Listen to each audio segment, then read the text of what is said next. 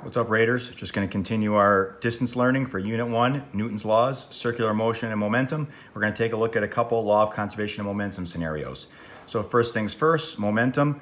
We know that momentum for any object is its mass times its velocity. And the law of conservation of momentum says that whatever momentum a system has before some interaction or collision, you're going to have the exact same amount of momentum after the collision or interaction.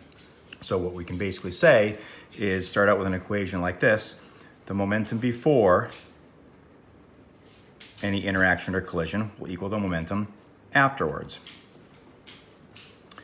So in this case here, we have a 70-kilogram person rowing their boat out to a sunny spot and using their oars to stop their boat when they reach the perfect spot. The person's boat has a mass of 15 kilograms and it has a 10-kilogram anchor. Now that they're at the perfect spot, they throw the 10-kilogram anchor out the back of the boat with a velocity of 5 meters per second. In response to throwing their anchor out of the boat, what happens to the boat? So you could probably just think about this conceptually. If they throw the anchor out one way, Newton's third law of motion, for every action there's an equal and opposite reaction, the anchor will push back and push the boat a little bit in the opposite direction. But let's quantify that now. So we can start out building off of what we have here. When we talk about the momentum in your system being closed, the system being collectively the person, the boat, and the anchor, and in a closed system, so there's no outside factors here. So basically we can start out with saying that the momentum of the boat plus the person plus the anchor collectively, that's going to equal the momentum of the boat plus the person plus the momentum of the anchor that's been thrown out. So notice in the beginning we treat it as one object when they're all together in the boat, but then after the interaction, meaning throwing the anchor out, we treat them as two separate things because the anchor goes one way and the person in the boat's going to ultimately go the other way. So again, momentum is mass times velocity. So we can break this down further. Before the anchor is thrown out, the mass of the boat plus the person plus the anchor multiplied by that velocity, that's the momentum before the interaction, will equal the momentum of the boat plus the person times v prime. Again, the prime symbol, you don't have to do anything with it mathematically. It's just to denote the fact that the velocity after the anchor is thrown out was different than before. Plus the momentum of the mass of the anchor multiplied by v prime of the anchor after the throw it out. So now substitute in the values that you know. So we know that collectively the mass 70 plus 15 plus 10.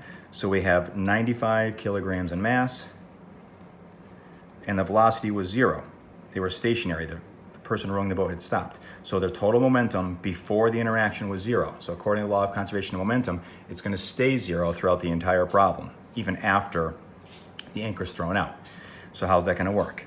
Well, the mass of the boat plus the person when the anchor is thrown out, that's going to be 85 kilograms multiplied by v prime, that velocity after the anchor is thrown out, plus separately the momentum of the anchor, which is going to be its mass of 10 kilograms multiplied by its velocity of 5 meters per second. So we now have 0 equals 85 times v prime, the velocity of the person in the boat after, plus 50 kilogram meters per second of momentum from the anchor.